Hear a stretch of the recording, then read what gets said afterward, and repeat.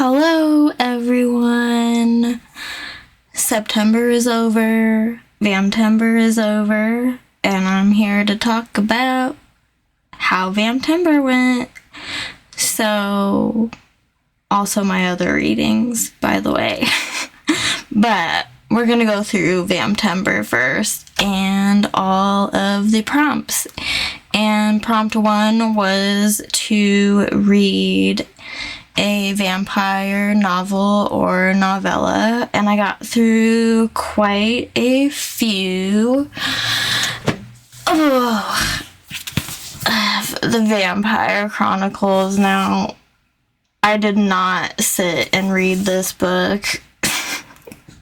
This is a very big edition that was gifted to me, and I love it. It looks beautiful on the shelves.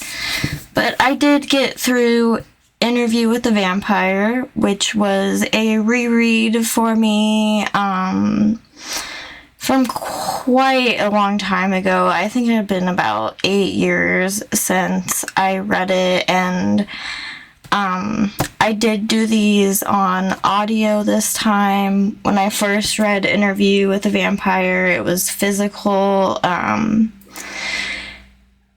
and I was a very different type of reader back then, so it didn't click with me as much back then when I was just reading a lot of fantasy and, like, a lot of epic fantasy, but I really enjoyed it this time around, and I thought that it was going to be that way. Just the slow burn, gothic, wonderful story. I would describe it as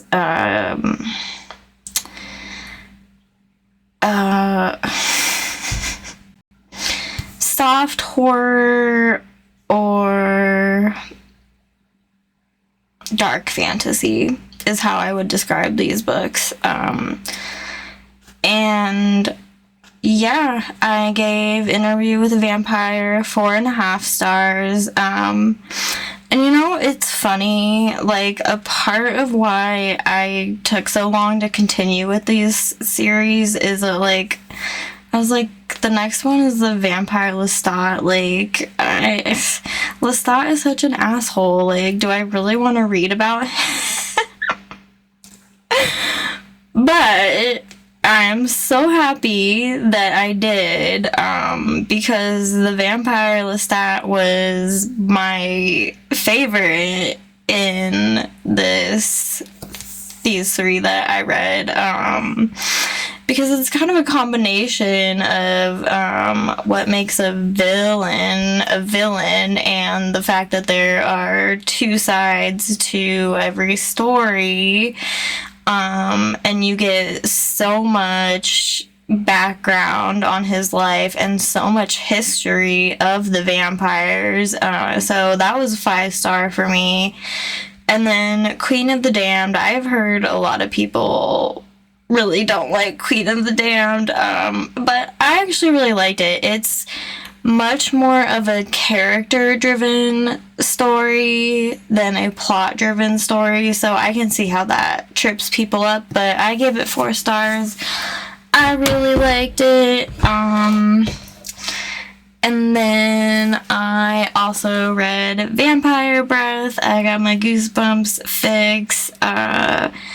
Believe I gave this one 4 stars.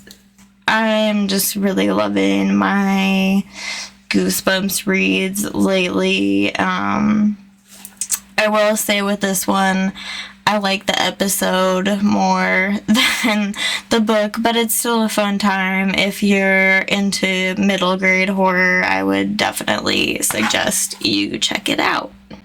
Okay, and then prompt 2 was to read a vampire short story or poem. So I kind of double dipped with this one, because we were also, prompt 4 was to create vampire artwork, which writing a poem was a part of. So I wrote my own poem and I read that. I was gonna try to also read somebody else's vampire poem, but I just didn't get to it. But last video that I uploaded has my vampire poetry in it, so check it out if you feel like it. And prompt 3 was to watch a vampy movie or TV show. Okay, I actually ended up watching quite a few. I said in my plans for Vamptember that I thought maybe I'd just rewatch Interview with a Vampire after I read the book, but some things happened with Prime Video and I got a lot of recommendations, so I watched Nosferatu the Vampire from 1979, which I had never seen, and I really liked it. I thought it was very pretty. Yeah, it had some issues, but I think that's one that I might be putting on to fall asleep to for some nights. I know what kind of avid reader, like, doesn't read before bed. I don't. Like, sometimes I read in the evenings, obviously, but I put on the TV to go to sleep. But yeah, Nosferatu the Vampire, I gave 3.5 stars, and then in the recommendations was The Brides of Dracula from 1960, which is I believe it's a Hammer film. I gave that 3.5 stars. Then I did do my rewatch of Interview with the Vampire, which I absolutely love the adaptation of. I gave that 4.5 stars. And then I said, you know what? I watched Nosferatu the Vampire. I should watch the original Nosferatu from 1922 because I hadn't seen it since I was a senior in high school. Don't want to talk about how many years ago that was. But yeah, we had to write a paper on a film in this class that I took, and my teacher was like, "Oh, who likes horror films?" And I was like, so I hadn't seen it since then, so I rewatched that. I didn't rate it. It just feels like something that I couldn't rate. It's a piece of art. I just gave it a heart on Letterboxd. I'm on Letterboxd. I had to recreate my Letterboxd account because I apparently didn't know my old password or anything, but if you're on Letterboxd, let me know, because I'm not currently following anybody or anything like that. I just had to recreate my account. And I went through a phase where I wasn't watching, like, anything, so yeah. But anyways, the last movie that I watched was the last Vampy movie. I watched quite a few movies, but anyways, sorry. I'm so bad at keeping on track. The 30th, I watched a nostalgic movie from my childhood, one of my favorites to watch around Halloween, and that was Mom's Got a Date with a Vampire on Disney Plus, which I'm not keeping Disney Plus. I just have it for spooky season because I can't afford all the streaming services that I want, unfortunately. But yeah, that got a 3.5 from me as well. And then, yeah, we already talked about prompt 4, which was to create a vampire-themed artwork. I wrote my poem, I Love You, Carmilla. And prompt 5 was to cosplay as a vampire and post it on social media. Yeah. That is in my poetry video. I read my poem and then I did some other stuff. I just got ridiculous with it. I hope people find it funny. Yeah. It's all comedy for me. So that is my Vamptember wrap up, and now I have a few other reading things to go through. Let's start with the physical books, which there are not many. I needed a Halloween themed book, so this is my first point horror book that isn't the new point horror. I've listened to a few of the new point horror books on Audible, and I really enjoyed those, but this was so fun. I really want to read more point horror now, but I'm really trying to slow down on buying books. It's been quite a while, actually, since I've bought any. I don't think I have since July. But yeah, Halloween Party. I gave this 4 stars. It is about a new girl in town in high school who invites a pretty random group of people to come to her house for a Halloween party, and a lot of weird and creepy stuff happens. Definitely recommend if you're into... what is this? It feels like it's in the middle of middle grade and YA, but I think it's YA. Yeah.